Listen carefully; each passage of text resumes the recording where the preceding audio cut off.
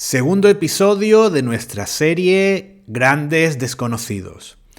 En el día de hoy os traemos un jugador que fácilmente podía estar dentro de nuestra serie de leyendas del básquet, pero atendiendo a uno de los criterios con los que he creado la serie de Grandes Desconocidos, el criterio de conocimiento personal del jugador, he decidido incluir a nuestro protagonista dentro de esos grandes desconocidos del baloncesto NBA.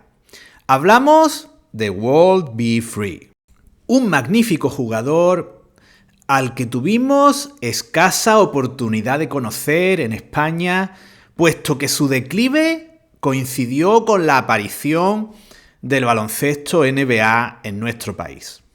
Personalmente lo conocía básicamente de oídas porque al investigar sobre las temporadas rookies de Magic Johnson y Larry Bird, veía que este jugador era uno de los más destacados en esa época y siempre había tenido interés en saber más sobre él. Además, el detonante para decidir incluirlo en uno de mis vídeos vino gracias a una de vuestras aportaciones. Cuando mostré esta revista en una portada en la que básicamente jugadores como James Worthy y AC Green destacaban especialmente, uno de vosotros sabiamente me indicó que la portada le encantaba y entre otros destacaba la presencia en ella de Walt B. Free. Ese fue uno de los detonantes para decidir que Walt B. Free seguro que era alguien muy interesante para hablar de él y para que lo conociéramos mejor juntos aquí en Retrobasket Spain. Lloyd Bernard Free nació en Atlanta, Georgia, el 9 de diciembre de 1953. Sin embargo, tanto la infancia como la adolescencia de Walt B. Free transcurren en Brownsville, un barrio deprimido de Brooklyn en New York que fácilmente con las imágenes que estáis viendo podéis identificar con ese lado oscuro, difícil y peligroso del New York que se nos muestra en muchas películas y documentales de los años 60, 70 y 80. Una zona complicada por múltiples motivos, pero el caldo de cultivo ideal para que Walt B. Free desarrollase sus habilidades como jugador de baloncesto. No en vano la cantidad de estrellas de la NBA y de jugadores que se quedaron en el camino del estrellato salidos de las calles de Nueva York es absolutamente interminable. Jugadores recordados por todos, leyendas de las canchas y de los playgrounds, entre los que se encuentra Walt B. Free, nuestro protagonista en el día de hoy. Lógicamente su fama se inicia fuera de lo que es el baloncesto organizado de instituto y en las calles de New York recibe su apodo de Walt debido a sus impresionantes mates de 360 grados y a su salto vertical de más de 1 metro, y entre otros múltiples apodos, porque Walt B. Free no era un hombre discreto que se remitiera a un único apodo, también le llamaban Rainbow, debido al gran arco que daba a sus lanzamientos.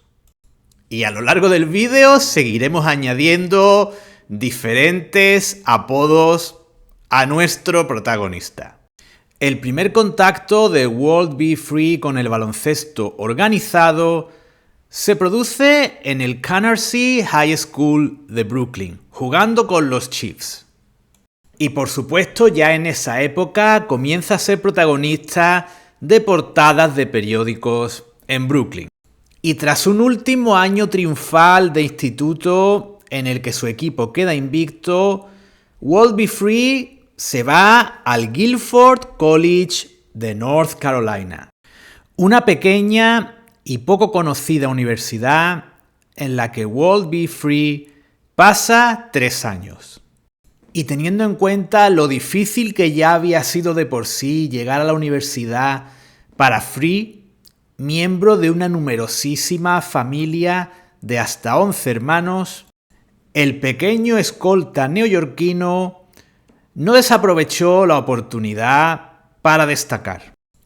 Y lo hizo con unas espectaculares estadísticas individuales, como podemos ver, acompañadas también de éxitos colectivos, llevando a su universidad en su tercer año y en compañía de otro famoso jugador como ML Carr, que ha aparecido recientemente en otros vídeos y está pidiendo a gritos un vídeo para él, campeón del torneo NAIA. A esto debemos añadir que en la final de este torneo, World Be Free se fue a los 30 puntos, consiguió el premio de MVP y culminó así una trayectoria de 3 años universitarios en la que superó los 2000 puntos. Y como muestra de reconocimiento a esos años en Guilford College, en 2019 World Be Free fue incluido en el Hall of Fame del Small College Basketball, es decir, el Hall of Fame de las universidades de pequeño tamaño con equipos de baloncesto.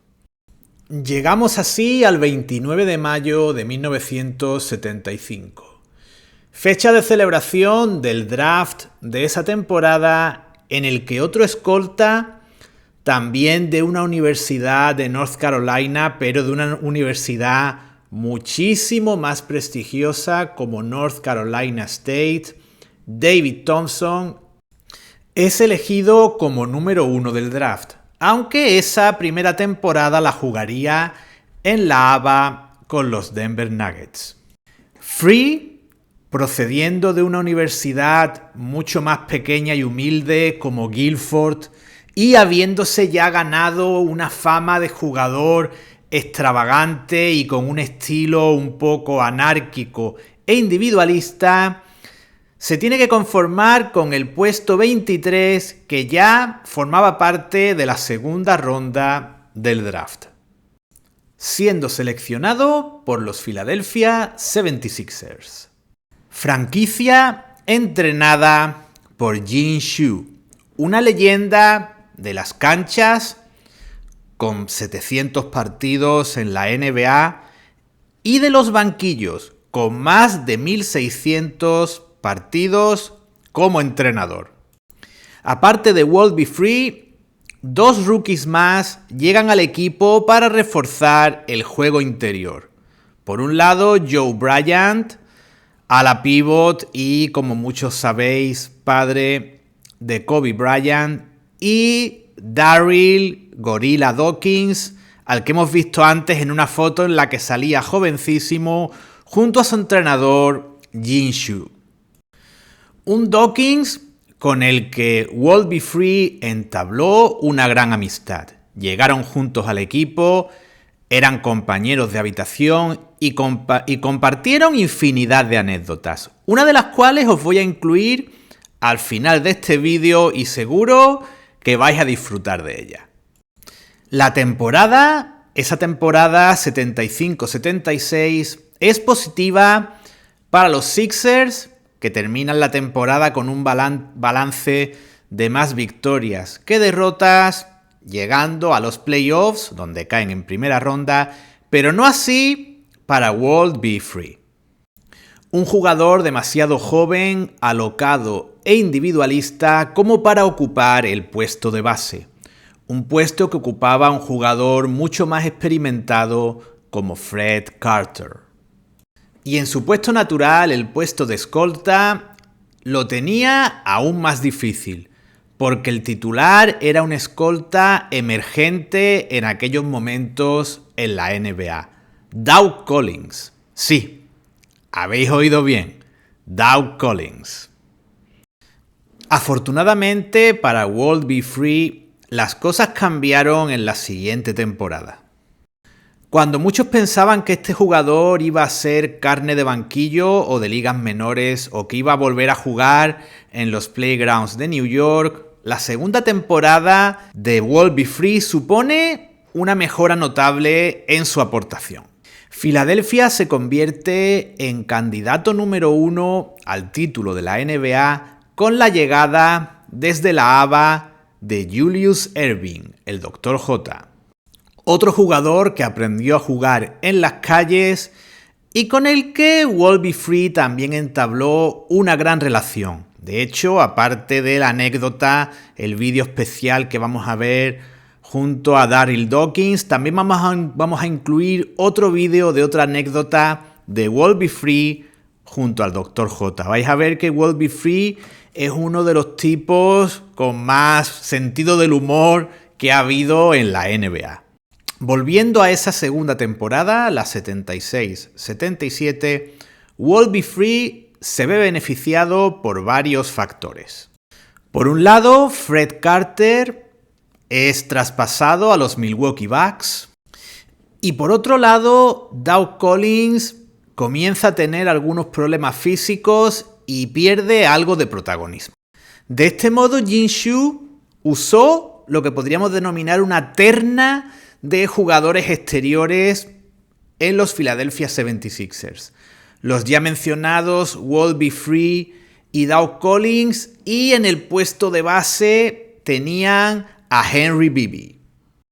Y con estos tres jugadores exteriores que aportaban cosas muy diferentes y con el poderío en el juego interior del Dr. J y un superlativo esa temporada George McGuinness, Filadelfia se plantó en la final de la NBA.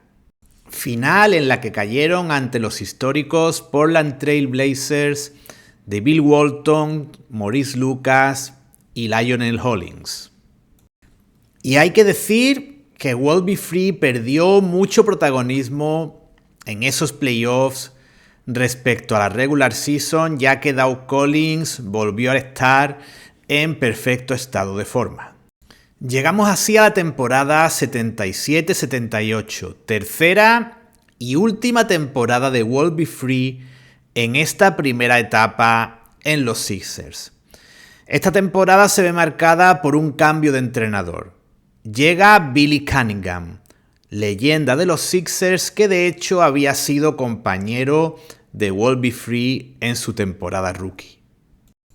Los números de Free en esa temporada regular son similares a los de la temporada anterior y Filadelfia consigue más victorias que las que había conseguido en la última temporada de Jin Shu. Sin embargo, en playoffs, World Be Free recibe más minutos y más confianza por parte de su entrenador, pero Filadelfia cae en segunda ronda de playoffs. Y aquí termina este periplo de World Be Free por los Sixers. En octubre de 1978 es enviado a los San Diego Clippers a cambio, aunque en ese momento en Filadelfia no lo supieran, de Charles Barkley, primera elección de draft de 1984 para los Clippers, a la cual renunciaron a cambio de hacerse con los derechos de World Be Free. En San Diego, World Be Free demuestra que le iba mejor ser cabeza de ratón que cola de león y vive las dos mejores temporadas a nivel individual de toda su carrera. Y por esa razón, el metraje que llevamos visto hasta ahora de su trayectoria en la NBA pertenece a dos partidos de World Be Free. El primero que hemos visto frente a los Celtics y ahora frente a los Lakers. En el histórico primer partido de Magic Johnson en la NBA, resuelto con ese gancho en los últimos segundos de Kareem Abdul-Jabbar. Pues bien, en el otro equipo estaba World Be Free y se fue por encima de los 40 puntos. En San Diego, World Be Free se reencuentra con Jin Shu, su primer entrenador en Filadelfia, que ante unos San Diego Clippers totalmente desestructurados y sin jugadores brillantes, aparte del propio World Be Free, le da las llaves del equipo y el puesto de base para que hiciera lo que quisiera. Y Walt B. Free, en su primera temporada en los San Diego Clippers, forma un espectacular tándem con el escolta Randy Smith. Un solvente escolta que llevaban los Clippers prácticamente desde sus inicios cuando eran los Buffalo Braves. En cuanto a Walt B. Free, esa temporada se va cerca de los 29 puntos y 4 rebotes por partido. Y sus más de 4 asistencias por partido son también muy destacables cuando hablamos de un jugador, ya sabéis, con esa fama de chupón, de jugador individualista. Además, Free ocupó el 6º puesto en la votación para el MVP y fue incluido en el 2º equipo ideal de la NBA. E incluso la temporada de los Clippers se puede calificar como notable. No entraron en playoffs, pero terminaron con récord positivo. Todo un logro para los San Diego Clippers.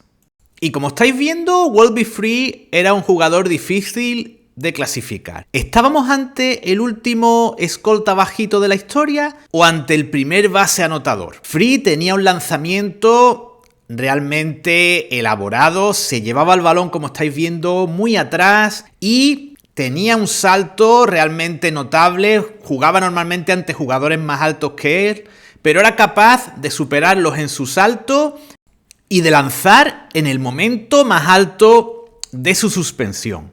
De este modo recibía muchísimas faltas, iba muchísimo, como habéis visto, a la línea de tiros libres y gracias a ese dominio del juego aéreo, del juego mientras está en el aire, recibió otro de sus apelativos, The Prince of Mid-Air, el príncipe de los aires, podríamos decir.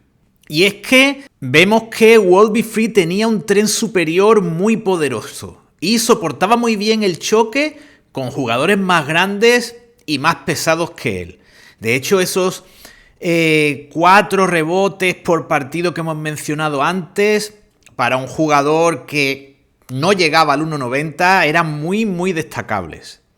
Y en la siguiente temporada, en la 79-80, se tuvo que ir a los 30 puntos por partido para obtener un nuevo reconocimiento y participar en su único All-Star Game. Imágenes que estamos viendo desde hace unos minutos.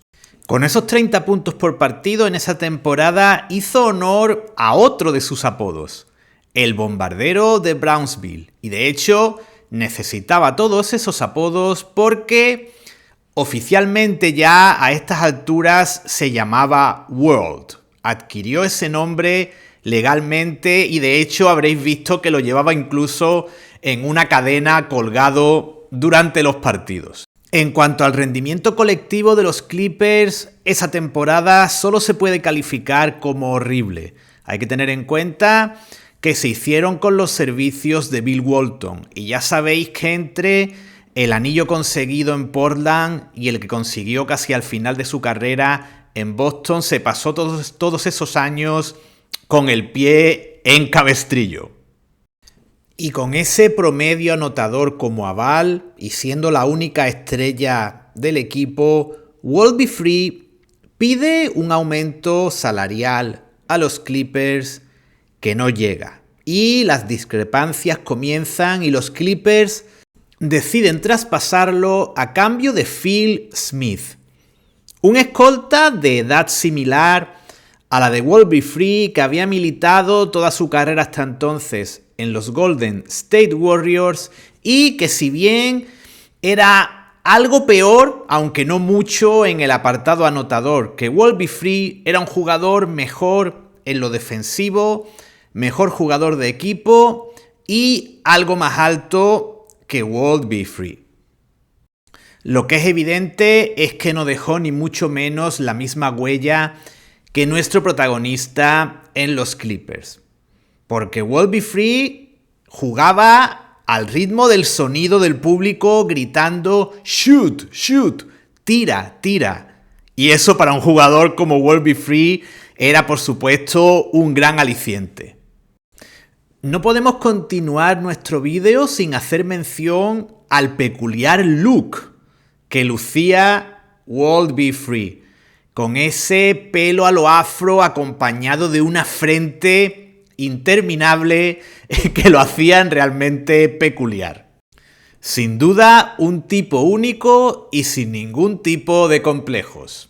Free pasa 2 temporadas completas en los Warriors, la 80-81 y la 81-82, durante las cuales sus cifras anotadoras son más que destacables y podemos decir que incluso alcanza una mayor madurez. Sus números en anotación se reducen ligeramente, pero aumentan sus cifras en el apartado de asistencias.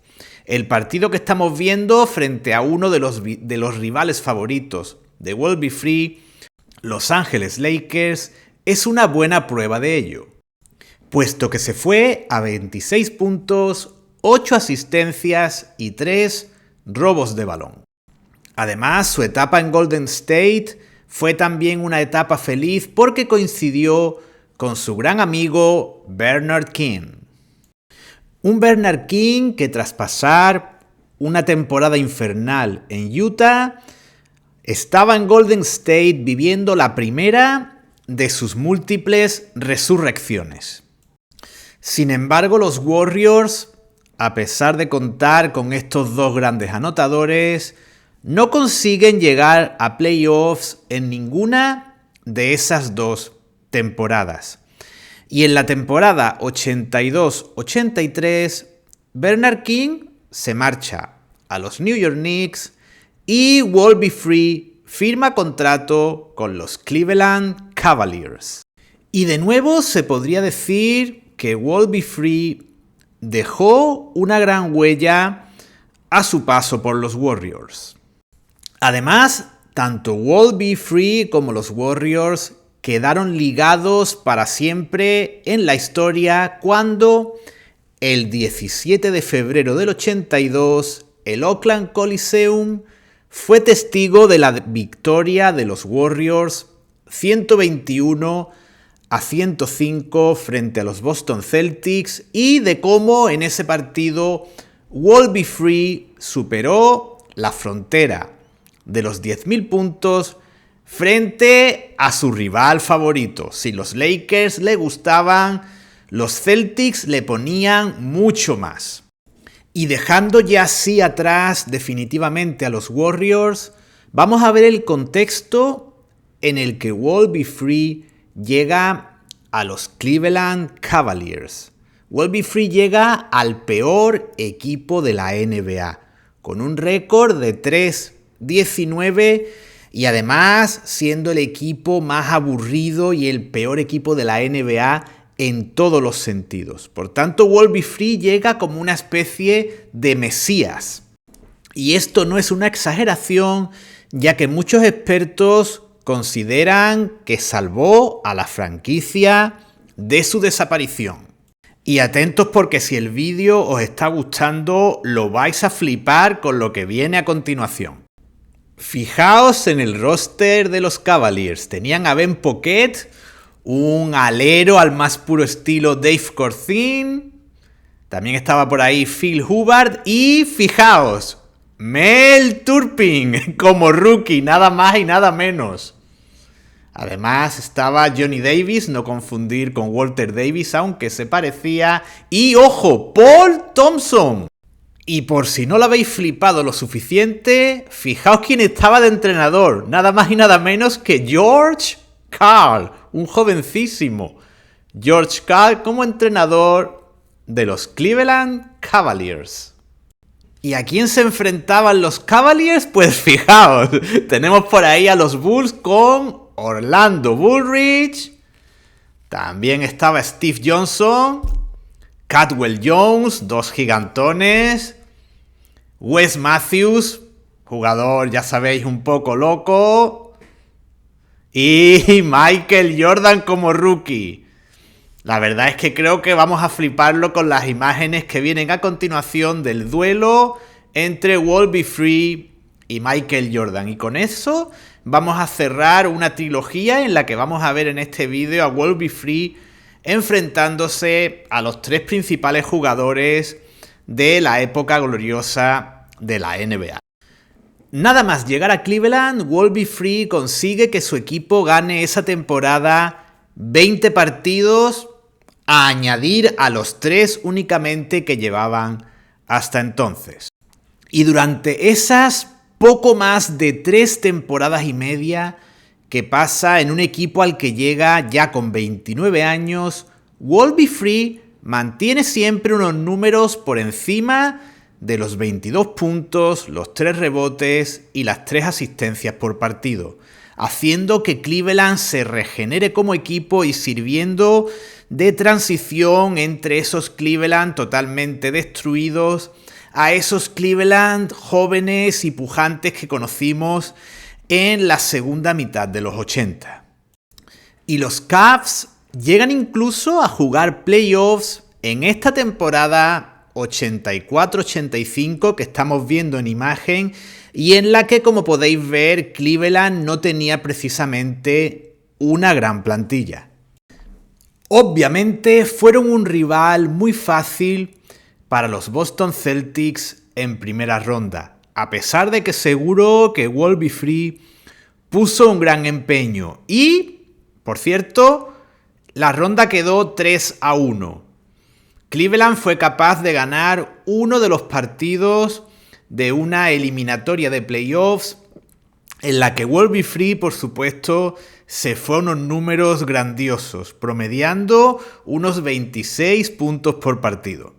Y esa temporada 84-85 quedó también para el recuerdo tanto de Cavaliers como del propio Wolby Free, cuando, casi exactamente 3 años después de conseguir alcanzar los 10.000 puntos, Wolby Free superaba el 16 de febrero de 1985 la barrera de los 15.000 puntos anotados en regular season. En la siguiente temporada 85-86, las cosas van peor para los Cavaliers. George Karl no termina la temporada, es sustituido por Jen Littles y a pesar de que Wolby Free firma otra vez una grandísima temporada a nivel individual a sus 32 años, esta temporada 85-86 supone el punto final de la relación Cavaliers-Wolby Free. Y de este modo, el bombardero de Brownsville vuelve a su primera franquicia en la NBA, los Philadelphia 76ers. Cleveland, a cambio, aunque aún no lo supiera, recibió los derechos de Stefano Rusconi, aunque el italiano militase finalmente en los Phoenix Suns durante su estancia en la NBA. En cuanto al retorno de Wolby Free a su primer equipo, a los Philadelphia 76ers, como os podéis imaginar y como se suele decir, segundas partes nunca fueron buenas, y a pesar de ser recibido como una leyenda, como un ídolo por jugadores como Charles Barkley, su segunda estancia en Filadelfia fue muy breve. En marzo del 87, Filadelfia corta a Wolby Free, quedándose sin equipo. Y como podéis imaginar, con lo que ya habéis conocido del carácter y la personalidad de Wolby Free, nuestro protagonista no aceptó de buen grado esta retirada por la puerta de atrás y retornó a la NBA en la temporada 87-88 con los Houston Rockets. Y con Houston tuvo una retirada más que honrosa, promediando unos 6 puntos por partido y jugando más de 50 partidos en temporada regular y despidiéndose de la profesionalidad en un partido de playoffs de los Houston Rockets frente a los Dallas Mavericks. Un partido en el que Wolby Free no anotó ningún punto, pero al menos se pudo despedir de la NBA a final de temporada y en unos playoffs. Y llega como siempre el momento de ver las estadísticas de este auténtico showman. Y lo de showman no lo digo yo, lo dice el propio Walt B. Free con su habitual modestia. Según las palabras de este hijo adoptivo de New York, Michael Jordan le debe su riqueza porque Walt B. Free hizo que pareciese bien, que estuviese bien jugar como un showman, lo que, según Walt B. Free, hicieron tanto él como el propio Michael Jordan. A través de las estadísticas de Walt B. Free podemos sacar múltiples conclusiones. Comenzando porque su primer año, su año rookie, no hacía vislumbrar la gran carrera que le esperaba. Después también vemos cómo, según el equipo fuese menos fuerte, sus números crecían notablemente. Sea como fuere, hablamos de un jugador que terminó su carrera promediando 20 puntos en regular season. Algo muy complicado y que, por ejemplo, podemos hacer una comparación, es algo que también consiguió un escolta con el que podríamos establecer alguna similitud como Mitch Richmond, un escolta de no mucha estatura que estuvo sobre todo en equipos perdedores y con un gran perfil de jugador anotador en todos sus equipos. Y podemos ir mucho más allá de las cifras de anotación. Vemos también que en asistencias era un jugador que intentaba borrar esa imagen de jugador individualista y llegó a promediar más de 5 asistencias en varias temporadas. Sus cifras reboteadoras, sobre todo en sus mejores años, también están bien porque hablamos de un jugador que sin llegar al 1.90 llegaba a sobrepasar los 3 rebotes y quedarse cerca de los 4 rebotes por partido incluso en su gran temporada, en una de sus grandes temporadas en los Clippers. En cuanto a sus números en playoffs, podemos decir que tuvo una trayectoria corta, breve en playoffs, destacando sobre todo esas 2 temporadas en los Sixers, sobre todo la 76-77, en la que llegaron a la final de la NBA frente a Portland, y en su año en Cleveland, año en el que era líder del equipo, se fue a esos 26,3 puntos por partido frente a los Celtics. Globalmente hablamos de unos 14 puntos por partido en 34 encuentros que no nos llevan a ningún tipo de conclusión realmente. Vemos que fue simplemente eso, un jugador que no tuvo la suerte de estar en equipos ganadores y tampoco de hacerlo en su mejor momento como jugador. Le pilló o bien muy joven o bien ya en una edad muy madura y en la que no tenía o bien un equipo a sus espaldas o bien el suficiente físico que le acompañase. Aunque no andaría demasiado mal de físico cuando dio una sorpresa mayúscula retornando al baloncesto nada más y nada menos que 3 años después, cerrando así un círculo vital, ya que jugaba con los Atlanta Eagles, el equipo de la USBL de la ciudad que le vio nacer.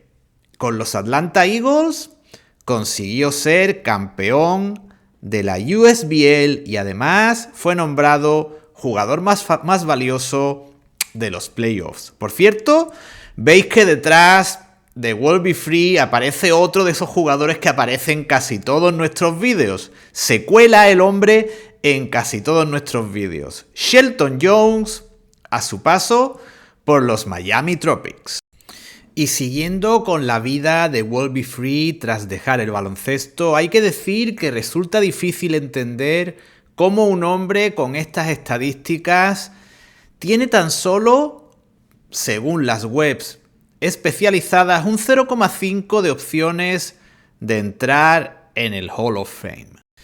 Afortunadamente, los equipos por los que pasó sí han reconocido los méritos de World Be Free. Y por ejemplo, como estamos viendo, los Cleveland Cavaliers lo incluyeron en el Wall of Honor de la franquicia en el año 2022. Las redes sociales, aunque en Retrobasket Spain ya sabéis que vivimos en los 90 y no nos afectan demasiado, pero hemos visto que también tienen algo llamado memes en los cuales dicen que World Be Free debería ser miembro del Hall of Fame. Aparte de este homenaje que estamos viendo por parte de los Cavaliers, World Be Free es un personaje importantísimo en los Philadelphia 76ers. Y de hecho, tras su retirada, ha trabajado y sigue trabajando para este equipo en calidad de embajador.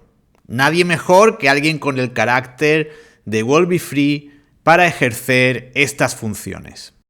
Además, hay que decir que World Be Free no es de esos jugadores que se arruinasen, entre otras cosas porque nunca tuvo salarios realmente grandes y a lo largo de su vida, aparte de este trabajo con los Sixers, ha tenido pequeños negocios y también da diferentes charlas para niños en las cuales los motiva y les da mensajes positivos.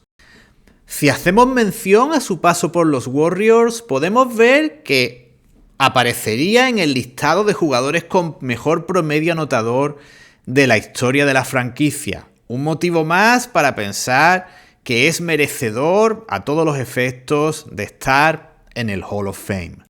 Y como ya os indicamos minutos antes en el vídeo, el propio World Be Free va a despedir este vídeo con dos anécdotas relacionadas con su carrera. Os dejamos con ellas. That's when Doc came, when the ABA merged with the NBA, and Doc became the Philadelphia 76ers. He still had his house up in New York and Long Island somewhere, but he needed to get back and forth from Philly every day. And I was a young fella, so he said, and I was his rookie. I said, Doc, I'll drive you. You know, so I was like, dang, I'm driving the Doc. So I took him into Brownsville, where I'm from. You know what I mean? And Doc was like, Doc was sleeping in the car because I had a big old long Lincoln. And Doc was sleeping, you know, in the car. So I was like telling my boys, Doc, he realized he was in Brownsville at that time. He probably would have had a fit if he knew it. So I said, yo, I told them guys, yo, man, they got Doc in the car. They said, Doc. I said, yeah, Doc, man, he's in the car. So everybody, like, they didn't want to run over to the car or something. They just look at him from afar like, oh, where are you the man? You know what I mean? You got the Doc in your ride. And I was like, you know, I was loving it. I was loving it. Now here I'm a rook, you know? So we get on the turnpike coming to Philadelphia. And Doc puts the chair back in usual position. And he had that big old afro. So he pushes his chair all the way back. So he's leaning back, you know what I mean, sleeping. And I'm driving like 90 miles an hour because we're a little late and trying to get to practice. So next thing you know, cop pulls up behind me. I said, oh, doggone it, the cops. So I pull over to the side of the road. So the cop get out. He said, license and registration. So I said, I realized I was speeding, but I was late for practice. So he said, well, practice with what? I said, I'm with the Sixers, I'm with the 76ers. He said, yeah? I said, he looking at my license, still didn't know me. So I said, officer, I got the Doc in here, Julius Erving, like that. He said, Julius Erving? The Doc? I said, yeah. I said, look, that's him right there. Doc sleeping like a mother. The cop, he looked in there and said, oh my God, that is Erving. That is, don't wake him up, But I want an autograph, but you ain't gotta wake him up. I said, well, look, I'll get you an autograph sent to you. Just let us get to practice. My man said, get behind me and we're gonna get you there. I was at exit 5. Get behind me, and we were flying going to exit 4 to get to the place. It was amazing. I was like, oh man, I couldn't believe it. When he woke up, I was like, yo, Doc, you saved me again, man. You saved me again. Yo, this guy was gonna give me a stupid ticket, you know what I mean? Because I was nobody. But it was the funniest thing, man. I said to myself, boy, that guy had clout, you know? That's how it went. Me and Daryl Dawkins were roommates. And, Daryl was 7 feet, 290,000 pounds. He was a big man. And I was the 6'2", regular guy. So Daryl was always the prankster, because we both got drafted the same year. He was number 1 and I was number 2. And we always was competitive with each other. I'm getting off the plane with this guy. And Daryl says, we go to a Chinese restaurant. So we sitting in there, and back then, the Chinese mustard was much different than the Chinese mustard now. I mean, it was potent back then. You put it on your shoe, burn a hole through your shoe. Boom. That's how strong it was. So Daryl was like, he used to call me Stove all the time, because, little guys, he called us Stove. He said, yo, Stove, let me tell you something. They bring me this mustard. I'll drink the whole mustard. I said, she said, I'll bet you. I said, you gonna drink that whole mustard, Daryl? I said, I'll drink the whole mustard, for $100. I said, for $100? You drink that whole mustard? There was a whole lot of mustard too. I said, I'm on with that, because I didn't think he was gonna do it. So she came back, gave us the mustard. She said, very, very hot, very hot. I said, it's really hot? She said, very, very hot. So I said, all right. So put the mustard on the table. I mean, you could try to smell this mustard from here to here. It'll burn your nose hairs. This is how strong this mustard was. So Daryl's sitting over there, all big and stuff. So I'm like, you gonna drink this one? He said, give it. So he got it, and he sipped that thing down, And so I'm looking at him. So he's over there. Next thing you know, like sweat just started coming while he's standing there. He's sitting there, sweat just beaming off his head. I'm looking at him like, He ain't say anything yet. Eyes just started turning red. They were white, the pupils before, but they were red. And I was like, oh my goodness, look at this man. He got up from the chair. He walked, we walked to the elevator. I'm looking at this man like, wow, this guy's great. You know what I mean? So we get to the room. This guy goes into the restroom. 3 seconds go by. Next thing you know, I hear the biggest scream like,